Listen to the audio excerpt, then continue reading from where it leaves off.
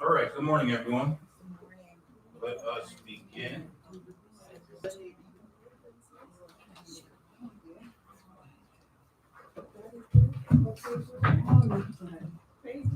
We are on page 16, so let's turn there. And in our biblical text, we are in 1 Samuel chapters 21 and 22. All right, we're on question 13. Last class, we had finished up on question 15, which was question 12. If you remember, last week we had looked at chapter 23 verses 1 through 14. David versus the Philistines. You can call it again. New King James has a header, David smites the Philistines. The question was this rescue of Keilah. From the verses, what was seen to indicate the weakness of Saul's government, which allowed David the opportunity to build up a reputation as a protector of the people. This week, let's turn to, just as a quick recap, if somebody can read for us chapter 22, verses 20 through 23, just so we can jump right into question 13. So just as a quick recap, somebody read for us 1 Samuel chapter 22, verses 20 through 23. Now one of the sons of Ahimelech, the son of Ahitub, named Abiathar, and escaped and fled after David. And Abiathar told David that Saul had killed the Lord's priest. So David said to Abiathar, I knew that day when Doeg the Edomite was there, that he would surely tell Saul, I have caused the death of all persons of your father's house. Stay with me, do not fear, for he who seeks my life seeks your life. But with me you shall be saved. All right, question 13. Since the coming of Abiathar to David, we touched on this a little bit last week in the last two classes when we were in chapter 22. Since the coming of Abiathar to David was a matter of great significance, as is evident all through this text, what was the importance of Abiathar and David meeting? We touched on this a little bit, last week, but we only had a little bit of time at the end, so I just wanted to give anyone else who had a comment to touch on Abiathar. What significance do you see? People say divine intervention. Sometimes people are delayed. They say providentially hindered. These sort of things. Just this mindset for this question. What do you see here? Was there a bigger purpose for the two of them meeting, or not? From chapters, what you know for the two classes before last week, and what we looked at last week with Abiathar and his relative that team up with David in this chapter 23. Anything stand out to anybody for that? Yes, go ahead. So Abiathar, even though he is from Eli's lineage, he's still a priest of the Lord. Mm-hmm. And by him escaping, David now has a priest with him. But not only that, but he also has an ephod. Mm. And so it allows him to be able to inquire of God when necessary. Okay. Right, like we see that ephod is a big deal because remember we see it in 23, and we're going to get to this in our text for 23, basically verses 15 through 29. But that ephod is a big deal. In verse 6 of 23, now it happened when Abiathar, the son of Ahimelech, fled to David at Keilah, that he went down with an ephod in his hand. So that's a good point, right? God is going to use this for a bigger purpose. This is why I wanted to start for this, because remember the text for lesson 8, the lesson concept is obedience, learning to follow God's principle. God can make something from nothing. He can make a way out of nowhere, right? me and you can mess our lives up 100%, and literally, except for God, there's no way.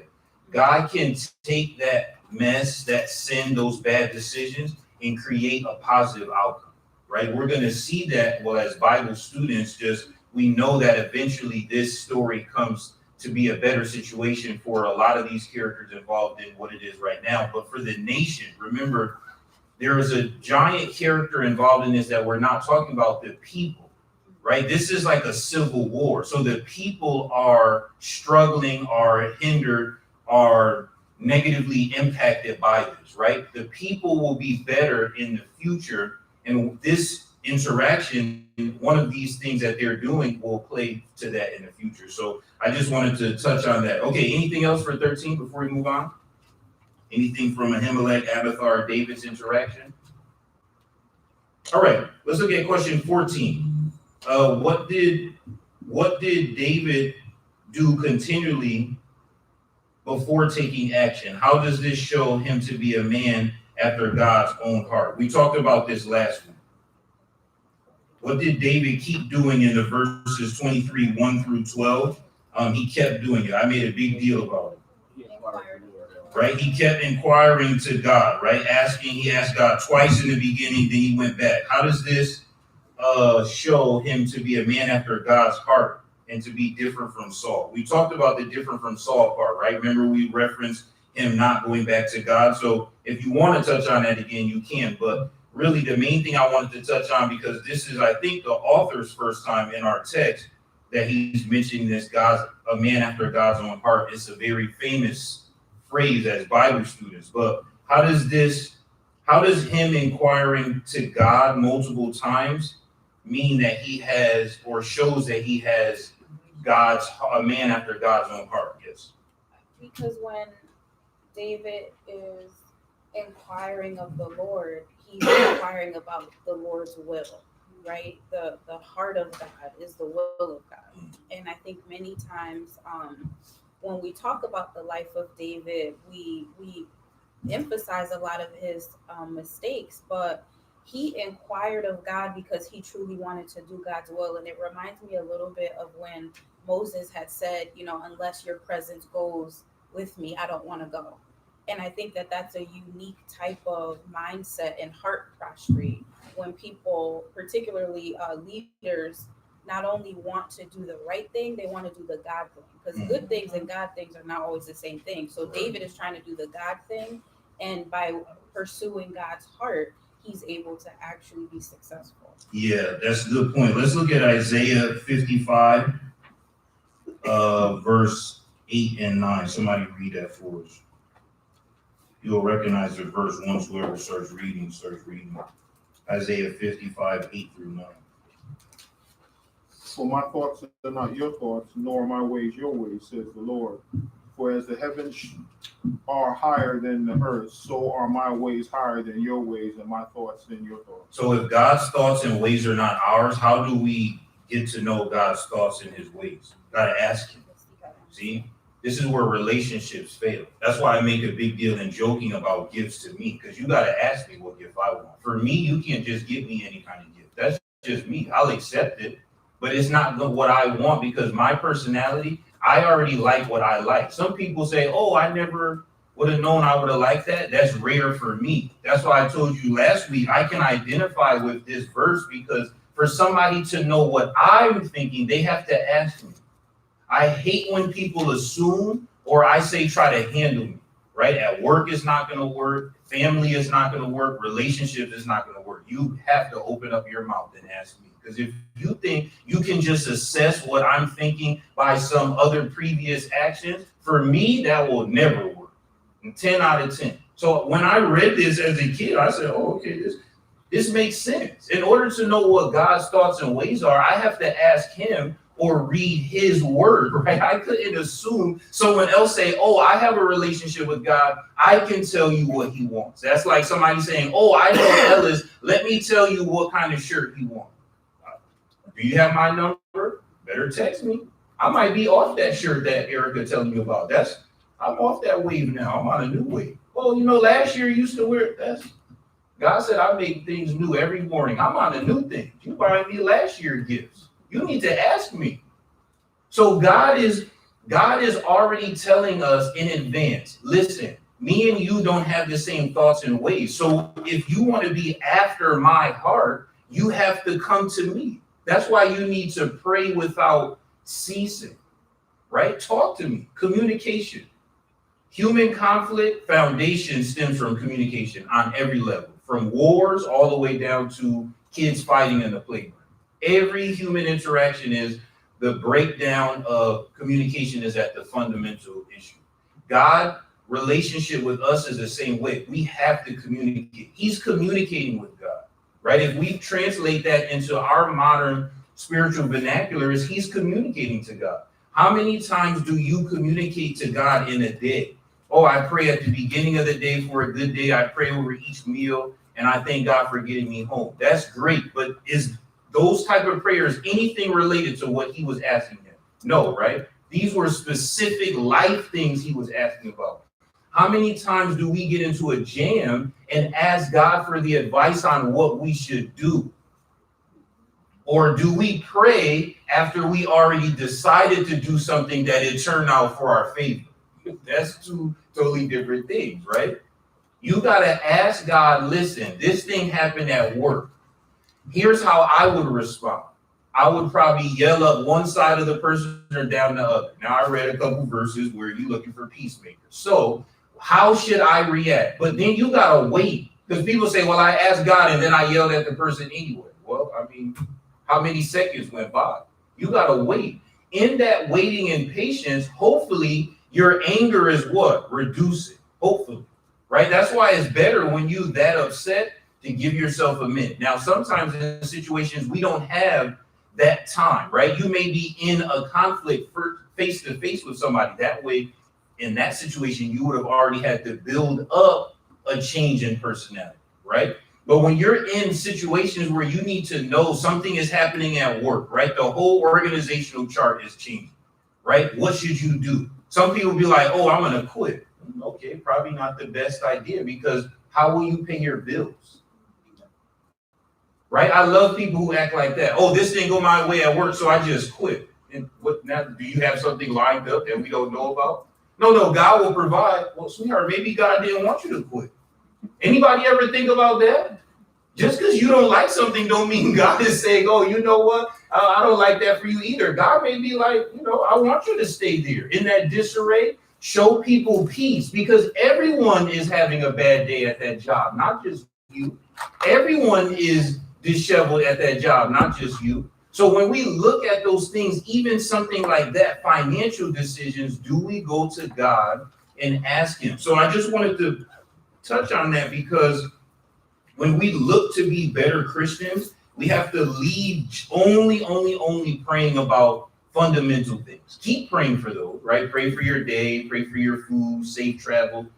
But you have to get to the next level relationship with God, right? That's like you dating. How was your day? Good. How was your day? Good. Did you see this TV show? Yes. Here's a funny meme. We got to move past that, because I wish that's all life was about, but it's not, right? Life not all about funny games. So at some point, the relationship has to grow. In order for two to become one, you're going to have to start getting vulnerable with each other. That's how human relationships work. God is the same way. At some point, you have to get vulnerable with him and be honest and say, I don't know what to do. What's the best way? See?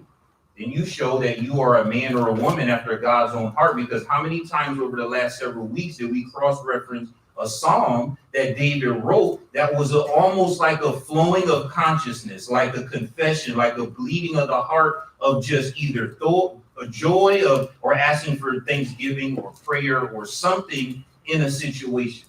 Okay, question 15. Let's move on to chapter 23. Oh, sorry, go ahead. Yeah, I was going to say, another difference that I see here is when David is inquiring of the Lord and showing that he's truly a man after God's own heart.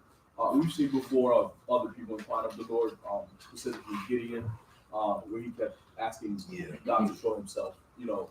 That was a lack of faith. For David's case, that's not it at all. He was truly inquiring of the Lord to before going into action. So he wasn't going in making a mess and then asking God to clean it up after that. We saw Saul do that a few times. But David here, again, he was after God's own heart. He was genuinely communicating with God before going into action, and not like Gideon in terms of having a lack of faith and not knowing what God wanted. He was just communicating with God at every step of the way. Yeah, that's a good point, right? Like when I look at Gideon's situation, remember the whole thing with the fleece? I usually cross-reference that with the gentleman who was at the bottom of the hill at the transfiguration when Jesus came down and the apostles who were disciples at the time couldn't cast out or do the miracles. And Jesus said, oh, this generation have no faith. And the guy said, Lord, I believe, help me with my unbelief, right? At that point, Gideon, remember, was new with God. Remember, the people's heart was gone away. So he was kind of like, this is the first date. Like, hey, we don't know each other like that. I know that I should have faith based off of things that I heard about you that you did for other people. But me and you do not have a relationship. That's like a new convert, right? New converts say, I mean, the church keep telling me that God provide for them and they never are without anything physically or spiritually, but I just got baptized 2 minutes ago. So I don't have that type of relationship yet. There's no faith there to that level.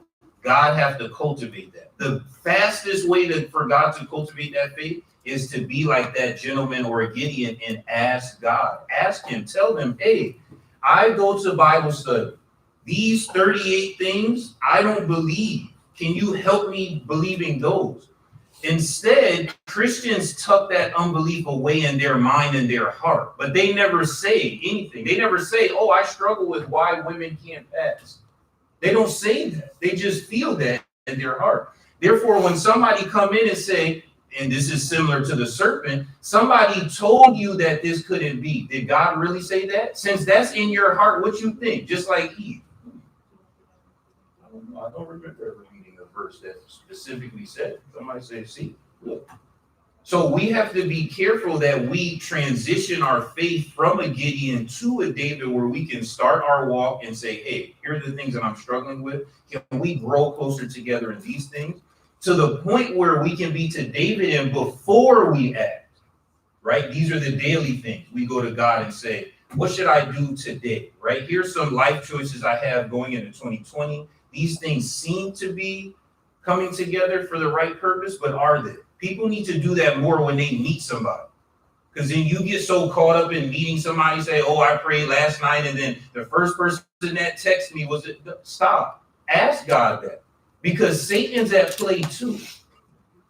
Satan playing for you too. Two people play this game. You think everything that happened to you is God's will. God may be like, who asked me? I never told you to have that job, live there, buy that car, date this person. Maybe God's saying, no one ever asked me. Why you don't ask me? I would have told you, go this way or that way. So that's a good point, because not often do we talk about faith as a continuum, right? We usually talk about it as saved or unsaved. But faith is a living thing almost, right? Like it's growing. Like you have to grow your faith all the time. Faith, hope, love, these three. The greatest is love. If you're not actively working on faith, hope, and love, as a Christian, you're going the other way, which is backwards.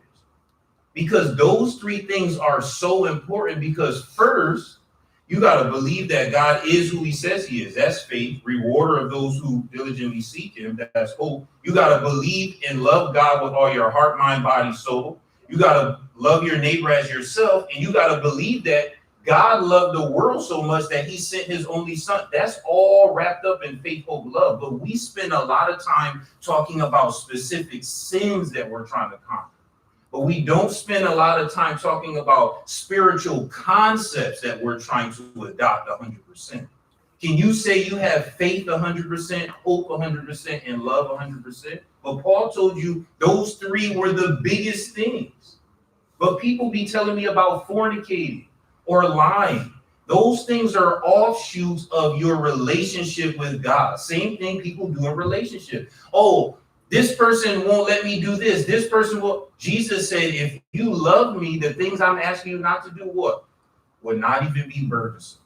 See, that's how I know people miss that in relationships. So if they miss that in physical relationships, we know they miss that in spiritual relationships. You want to be a man or a woman after God's own heart, you must communicate with him constantly. Look how many Psalms David wrote, right?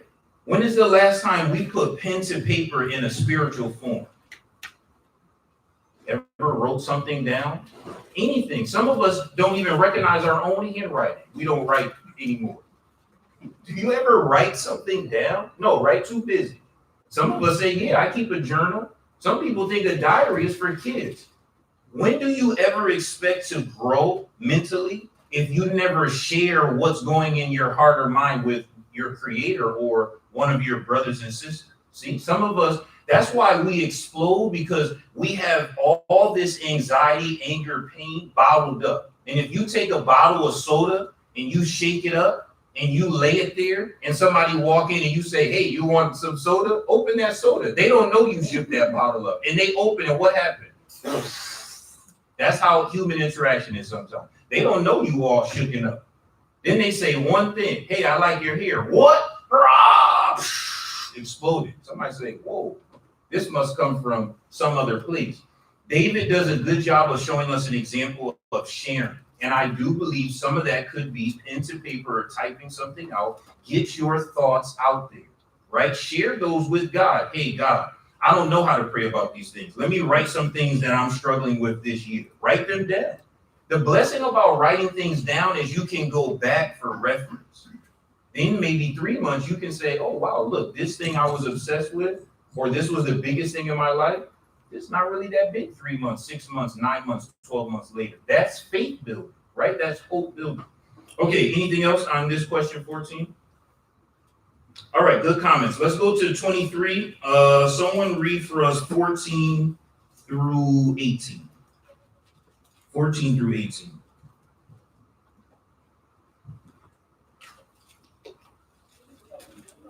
David stayed in the wilderness in the stronghold, remained in the hill country in the wilderness of Ziph, and Saul fought him every day, but God did not deliver him into his hand. Now David became aware that Saul had come out to seek his wife, while David was in the wilderness of Ziph at Horish. And Jonathan, Saul's son, arose and went to David at Horish and encouraged him in God. Thus he said to him, do not be afraid, because the hand of Saul my father will not find you, and you will be king over Israel, and I will be next to you. And Saul my father knows that also. So the two of them made a covenant before the Lord, and David stayed at Horish while Jonathan went to his house. Then Ziphites came up to Saul at Gibeah, saying, is David not hiding with us in the stronghold at Horish, on the hill of Kachula, which is on the south of Jeshimon? All right, a couple of things that I wanted to tap into before we look at this. This verse 17 sticks out to me because remember, I'll just reread it. Remember he said, even my father Saul knows that also. Cross-reference verses is 1 Samuel 20:31. Remember when Saul threw the spear at Jonathan and got upset? And then he said, as long as the son of Jesse lives on this earth, you shall not be established, nor your kingdom. So this is important. And then also in the future tense in verse 20 of 1 Samuel 24. So just want to touch on that. Okay, but anyway, let's look at this. How, according to these verses, did God sustain David through difficult times? Right? God is in heaven. Yes, God is everywhere. We understand that. But God's dwelling place is in heaven. He would come down to the Garden of Eden, but he went back to where he lives. That's why it's a big deal when Jesus said, I'm going to prepare a place for you because you guys coming to where we are in the future. We're not coming back down here. Okay, David is on earth, right? So how does God physically, emotionally, financially, spiritually, how does he sustain David in verses 15 through 18? Through a person, through a thing, through a combination of the two, what? He sustains him through Jonathan. Okay, so through a person first, right? And then where do we get that understanding from? Verse 16, if you want to reread it, you can, or summarize it. Jonathan went to David, and we know that they have a strong physical relationship. strongest out of all is their spiritual relationship with one another and their encouragement and trusting God with their faith.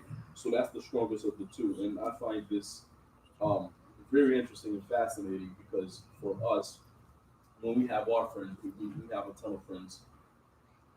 When you guys get together, when you're talking with your friends, what do you guys talk about, right? I have a lot of friends that I just get on the phone. We just talk about a bunch of nonsense, just stupid stuff every time. We never talk about anything of importance or of substance. But we see with Jonathan and David at every encounter, every time they're together, they're encouraging one another through God. And that's the essence of friendship, or should be.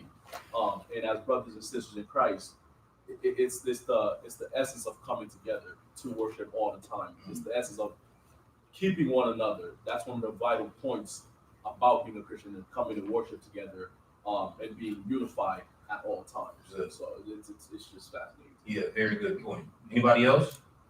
Yes. This scripture reminded me of when Jesus told Peter he's like, I know you're going to betray me, blah, blah, blah, strengthen your brothers. And I think that we are missing this practice because it requires intimacy. And most people fundamentally struggle with vulnerability and intimacy, even in the church. And so, like lately, I've been thinking about the ways that we do church, but we don't practice church, right? So like I can do anything. I can like go and play basketball, but practicing basketball takes skill, right? And I think this And time and commitment. And so those are relational things. Most people don't do that. And what's so wild about this is that like Jonathan is risking so much because he's going against his father. People would consider that betrayal, right? But is it betrayal to his father, or is it loyalty to God? That's a whole, like, I feel like that's worth unpacking, because in some ways that's what Jesus was saying when he's like, he's coming to divide households. Because are we willing to be this intimate with someone to the point where they're literally on their last leg and we have to spiritually strengthen them? Because to Ricardo's point, we can talk about anything, but are we strengthening one another during the week? That's a whole nother depth of Christianity that I am very afraid that many people miss. So I was reading this week, and I just think that, 2019, do male Christian relationships look like this? Do they look like men going to a secret look at like, hey, okay, Ellis, I see you? I don't know. I don't really think so. I think there's a lot of like layers of brotherhood, but I know that I personally would love for men and women of God to be this intimate where like you're finding someone in their need, in their pain, in their fears, and you are willing to strengthen them at any cost, because that honors God. Yeah, I would say a couple of things to those 2 points is both were spot on, because if you look at the translation in verse 16, you all have maybe different versions, but New King James, that said that Jonathan went to David in the woods, strengthened his hand in God, or encouraged him through God, right? And that's what those 2 comments are. Not just encouraged him, not just sent him a funny meme or told him a joke or brought him his favorite food, right? Those are things that are okay. But the encouragement came from God, right? We have to get to that point where we shed the mindset of going to church and that you become the church. Right? Like until you in your mind view yourself as church, you will never be the level of Christianity that God is looking for you to be. Because anything you can stop. I can stop going to work, stop going to the gym, right? I can stop doing something. I can't stop being black or a male, right? Like, what can I do?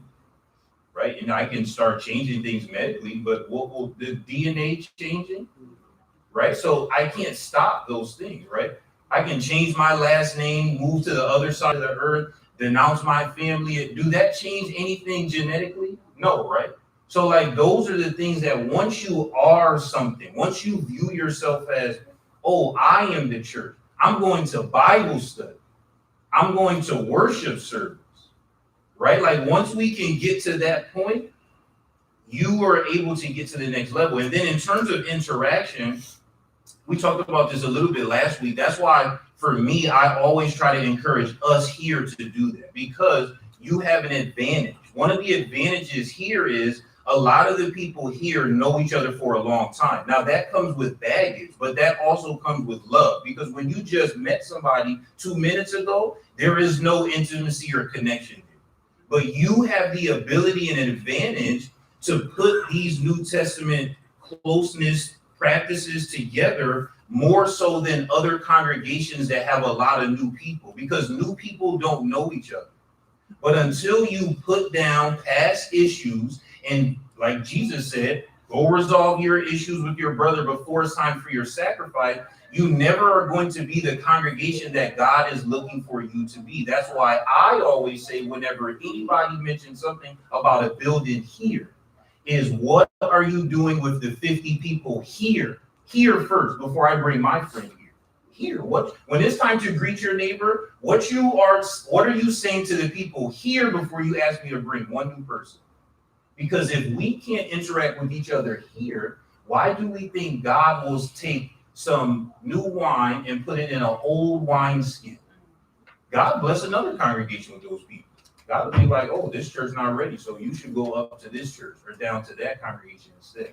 Those are things that we need to hear more often to spur us on. Is it saying we're doing nothing? Nope, never said that. It's about, are we doing our best? No congregation can say that 100%. So can we grow to that level of intimacy to help one another spiritually? A lot of people always looking for help financially from church, but don't want spiritual advice. Let me tell you something. If you need $1 from me, I'm going to speak on to why you should stop needing $1. Or you can get your $1 from somebody else, right? You can't ask me for something and then don't want advice. That's not fair to me. That's called an ATM. I don't have no digits to poke a pin into me, so you can't put a pin number into me. So once you need something from the church, you have to be open to the church's advice. The church's going to help you, but church's going to say, but you should try to grow past this so you're not in this situation again. Oh, that's when people get offended. Why? You in need, right? I always say the analogy, when you go to the ER, don't you got to move your hand away from your wound? When you go into the doctor's office, don't you got to take your clothes off? Oh, no, I don't like it. Doctor gonna be like, I see naked people all day. No, I'm embarrassed. What we gonna do? How we gonna do an examination with clothes on? Until you shed yourself of that insecurity, you never getting a physical. You have to be what? Okay, I'm not gonna be embarrassed, at least in the doctor's office. In order for the ER to help you, you have to tell them what's wrong. That's the same thing with intimacy in church. Some of us gonna have to be honest to be like, hey, these things are wrong in my life or my household. If you keep saying fine, we're gonna say, okay, I guess Ellis is fine then. We have to grow to that point spiritually because once you can get to the point where a friend, Solomon is saying, is closer than a brother, now you won, right? That's like more than hitting the lotto. That's somebody that you know you can depend on 100%. So those are good comments. Yes, sister. So I think it's also interesting in this section. Previously, Saul had thought that God had delivered David in his hands. But we see in verse 16 and 17 that God is frustrating Saul. And following in this chapter, God is frustrating him. And Jonathan is with his father when he's doing all of this, so he knows. And he cares enough for David to realize that even though God is delivering him each time, that it must be wearing for him. Yep. It must be difficult. Sometimes people are going through difficulties and they're wearing down spiritually. Mm-hmm. And sometimes as people who love them, we ought to be able to see it and jump in and strengthen them. Because here it says, it strengthened him in God. Mm-hmm. Not just strengthening your friendship to say, hey, I'm here for you, but hey, did you see what God is doing in your life? That God is there for you. Because it's one thing for me to be there for you. I can run errands, I can do whatever. But that's not really what David needed. Yeah. What he needed was a strengthening of God.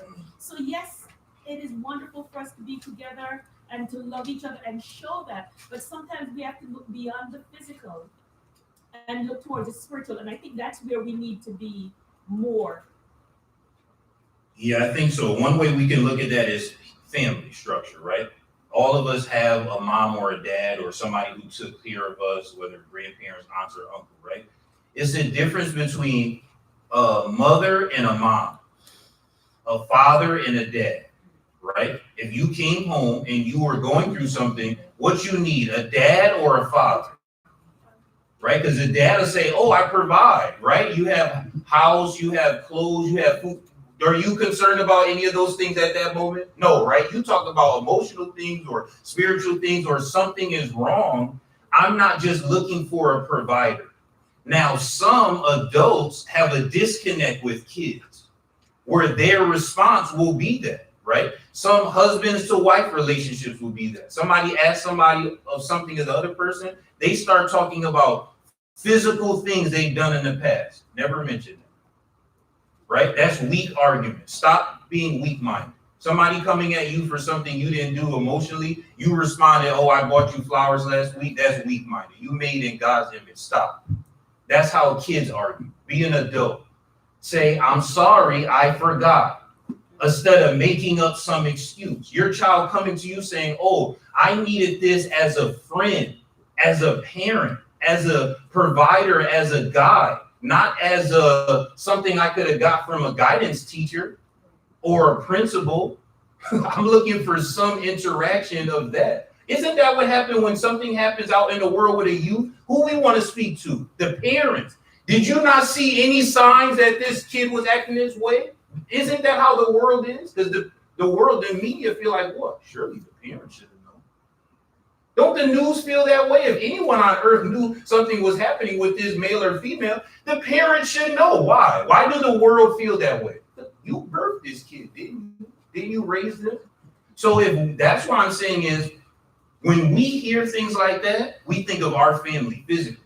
And some of us don't have the best relationship with our mother, our father, our brothers, our sisters, our husbands or wives, or our aunts, uncles, or grandparents. That's why I always say, think. If you are in that category, how much harder is it for you to apply this to spiritual things? If you saying from your physical family, you've never seen this work. See what I'm saying? That's how when we come together, some people are more loving than others. Some people are more helpful than others. It's not that we don't all want to try. It's that some of us don't have a working example of that. This may be the first time that we see people acting that way. So it's important for us to be able to grow to the point where we can start noticing others, because the two greatest commandments was love God and love others as yourself. So we have to get to that point where we can say, oh, you know what? This Sunday, Brother Ellis seemed off. Let me ask him. Instead of going to tell Mary that Brother Ellis seemed off. That's called gossip. Why you didn't ask me? That's what I'm saying. If you can't talk to me in here, what are we talking about bringing new people? Y'all been knew me. If you can't ask me what's wrong with me, why would I bring a visitor? You definitely not going to speak to a visitor. Y'all don't want to ask me. Ask me what's wrong. You see a prayer request go in, ask them. Oh, I'm just going to assume. Oh, why? Why you don't ask them? I never understand that. Households act that way. Never understand that. Blowing through room to room like ghosts, like Casper friendly ghosts. Why do you not live with these people? Got the same house key. Never ask them? Nope. Just going on assuming, que sera, sera, I don't want to ruffle any feathers. People say, I don't like conflict. To me, that's weak-minded. Ask the people you love, are you okay? Right? This seems kind of off. Then someone say, no, I'm all right. Don't moms act that way? Moms say, what? Really? Because I know you. Moms, don't you know if something's not right with your child? If your child say, no, I'm okay, what you say? Oh, okay, well, Ella said I'm okay, so then that settles that. No, right? As a mom, you know what? Something not right. See? We all have to tap into that. Something's not right. Let me see. But in order to do that, we have to be intimate, vulnerable and put ourselves aside. Some of us can't help others because we too busy trying to help ourselves. When you're trying to help someone else, you're not involved. Somebody telling you about their problem, the last thing somebody want to hear is this. That happened to me, same thing. So yesterday, what? Hold on.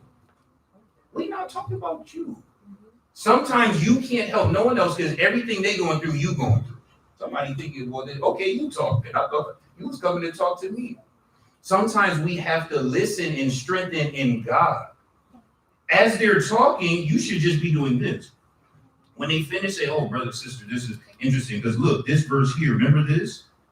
This verse, remember? Oh, yeah, that's true. Okay, what else? Say something else. Oh, look, remember? Instead, we trying to remember in our mind, but go to God, strengthen in God. When we can get to that point, literally nothing could break us. But until we get there, anything could come and break us. Right? Adam and Eve as a couple never got to that point before this Garden of Eden situation, or nothing would have broke them. See, nothing would have broke them because the two of them would have been rock solid on the same page. They were on the same page, just the wrong page. But if you build yourself up, it don't matter if it's family, it don't matter if it's marriage, congregation, nothing will break you because you say, even if somebody showed you a video, you would be like, I'm not believing a video of this person did that. I'm not believing DNA evidence because me and that person on the same page. And even if they did that, I forgive them.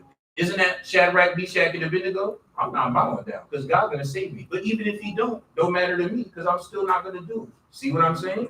We have biblical examples of that. Jesus telling them, hey, strengthen your brothers. It's about to get hard for y'all. It's not going to get hard for me because I know where I'm coming from and who I am. It's going to be hard for y'all. So you have to strengthen each other now because bad times are going to come where all you going to have is each other because I'm going back to where I came from. So he was trying to prepare them to build a church family, not a church organization, not a hangout place. Jesus was building a family. That's why he was saying, yes, I'm coming to divide mother from daughter and father from son because you're going to lose them and gain in a spiritual sense. So when his brothers and his mother came and they said, hey, sorry to interrupt, but your mom and your brothers and sisters outside, he said, what? Where? I don't see them. No, they outside. Where am I at? You inside. Who else inside? Believers. So again, he said, where are they? I see mothers and brothers and sisters in here. That had to be disrespectful. If I was his brother, I would have been like, you better come out here. You see us walked all the way here. That's how I would have felt. But what was Jesus saying? It's going to be a time where it's not going to matter who your physical mother or brother, sister is. It's only going to matter if you believe or you unbelieve. So he was trying to prepare. Erica, it will have closing comments. This is just an observation. I wonder where Jonathan learned this from. You know, like where this is how you can tell it's like divine, his personality. I know we didn't get to question 16 yet, but Saul is his father. Yeah. And I'm a visual person. So like in my mind, I love to characterize them like in a map because Jonathan from the beginning, even in chapter, 18, when Saul brought David back to the house and Jonathan's heart and their souls were knit together. Where did Jonathan learn this? And there's a book that I have, it's called The Lineage of Grace, and it talks about different women in the Old Testament and how they're a part of the lineage of Jesus. And the one about Rahab was so fascinating because the author was saying that God had to give a man to Israel a heart for Rahab, right? In order to engraft her in, like here's this woman was a prostitute. I'm pretty sure a lot of the men in the congregation were like, yeah, I'm all set, not really with that. But God had to create a heart for her through someone. And I feel that way about Jonathan. God had to create a heart in that kingdom that couldn't, because David is not of these people. David is a rough dude. He was out there with the animals. So add that to the layer of what's happening to him. Like, this is so traumatic. Not only, it's like, this is what I get for like obeying God, Just being a good person. being a good person. Like, I get all these bad things, and then the king of Israel is trying to kill me. And so I just really love Jonathan's spirit, and I love the ways that we can apply his heart to our hearts today, because I don't know where he learned how to be a friend. And I think for me, I'm thinking I've had to think about, like, where have I learned to be a friend? Because in some ways, the things I learned weren't the things of God. You can grow up seeing people do things in and outside the church and it not be the right thing, but it's what you know, and it's what you believe to be normal. You know, I remember as a kid when people used to leave Trumbull without reconciliation. I didn't understand that, but I thought that's how people operated. That's not godly, but that's what I experienced. Jonathan had to really lean in because his example is clearly not what God wants. And that's something that we're not talking about, but just based on the question, he had to undo what it was that he saw, not only like the leader of Israel, but parentally, and say, maybe it's a better way to do it this way. That's a hard thing. And I really feel like he must have been emotionally all over the place, but I think his spiritual steadfastness clearly is what God has been honoring. Yeah, I look at the other side of that coin, David. David not close with his brothers. Right. Remember when he came to where his brothers was with Goliath? What was his brothers saying? They thought he was trying to clout chase. Right. Why you here? Oh, okay. Good to see you too, I guess. Right? So God took two men who don't have this type of connection, even with some of their own family members, and built it in themselves. So that's a good point. Anybody else? Yes. It's funny.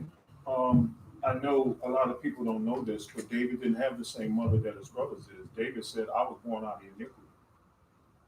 So they didn't identify with David. You go back and you read that, you'll see why this young man was in the state of mind that he was, why he was lonely, how he was built up by God. And it takes a strong person to go against the love of their family and their wrongs. Yeah. Not many people are able to go against their mom and dad when their mom and dad is wrong, or their brothers and sisters. This is a very unique individual that went down in the Hall of Fame of faith. I mean, this kid is a good kid. He's a solid friend, and everything about what he did save David's life. And Saul didn't care 2 cents about him when he ate that honey. You know what I'm saying? Like Saul is Saul. And You're not thinking about Jonathan. Saul don't care 2 cents about these girls, these boys. He don't care about nobody but Saul. His daughter. His daughter. He didn't care about his daughter. So, you know, when you start looking at individuals like this, you got to say, man, Lord, I'm glad I read this story. That's the benefit, that no matter how you were raised in a physical sense, you can have better in a spiritual sense. You can change your family structure. You can change the financial iniquities that your family has been. You could change poverty, generational poverty. In this country, you can change that. You got to work a lot and get education. But if you don't work and don't have education, guess what's going to happen? You, the same generation, going to be saved. Your family's not loving. You can change that. You have to be loving, though. You got to speak. Oh, you know, we just always loud. You got to be quiet. Oh, my family, or we don't talk to one another. You got to talk. That's what I'm saying. Again, pushing you to be better. That's what the Bible is. If another Christian tell me what they always do, my head's going to explode. Stop. I thought we come here to do something different, because I already know who I am. So I don't have to come here anymore. If we only come here to know who we are, I've been who I was since I was 12. I could have been stopped coming to church. I thought we came here to be put off the old way and put on a new, right? Oh, so that means work. To leave here with some gems, to be like, hey, brother or sister or so-and-so made this comment. You're right. This week, I'm going to work on that. This week, if you having family issues or you know you have some, why don't you pick up the phone? You waiting for some? Oh, well, my brother called me, then I'll talk. Jesus, I'm looking for peacemakers. You call. Well, they didn't pick up. Call back. See what I'm saying? Oh, I don't want to do that. Okay, so you don't want to be perfect then. That's all that is. You don't want to be holy as your Father in heaven isn't holy. Okay, we move on to the next topic. But don't try to pretend like you're trying to be a better person if you can't even mend physical issues. Think about that. So we have to look at these things as life-changing. These things we've been talking about the last several weeks is really, you can take this out of a spiritual setting and use these for family counsel. All we're looking at is a dysfunctional family. That's all we've been looking at for the last several Sundays. So hopefully you've been looking at your own dysfunctional family saying, oh, I see auntie so-and-so here. I see grandpa so-and-so here. I see me here. So work on those things, whether it's a physical or a spiritual. But God's word can fix every aspect of your life, even broken homes. These people are broken inside and out, but God is going to do amazing things with them. But two men were willing to change the way that they were raised and do it a godly way. Jonathan and David. That's why they're a great example. Okay, we're over time. Thanks for everyone's comments. If you can continue to read chapter 23 into 24 next week, that'd be greatly appreciated. But let's now end with a word of prayer, and then we'll transition into worship. Heavenly Father, we thank you for this beautiful and blessed day. Thank you for giving us the opportunity to study this portion of your word specifically, to look at the interaction of David and Jonathan and your interaction in shaping those young men's hearts, minds, thoughts, and ways into something different. Maybe that they were not physically raised to be involved in all the time or 100% of the time, as they came from dysfunctional families, but it's encouraging to see, knowing that we all come from dysfunction. No family is perfect, no parents are perfect, no household is perfect, but we do have perfection in you. We are able to see what we could be. Those things sometimes in Bible study that we can shift either in the immediate or in the future, of things that impact our physical family or our local congregation, that we can be that change that are there in the pages for us. Example, we pray that we can do that this week, that we can apply these things to our own lives, that we can love others more than we love ourselves, even, and love you greatest of all in our lives. And hopefully that will dictate our actions. As we transition into worship, please be with those who are traveling without the loss or harm of any. Guide, guard, and keep us in all things. We pray that we do those things which are pleasing to you, sweet smelling aromas that I from you. And it's in Jesus' name we pray. Amen. Amen. All right, thank you again for all of our Bible readers and those who had comments. For the brothers, let's go outside and have a quick prayer for the baptized brothers, and then we'll begin our worship service. Thank you. Hey, what's up? So we have new chords. The other chords were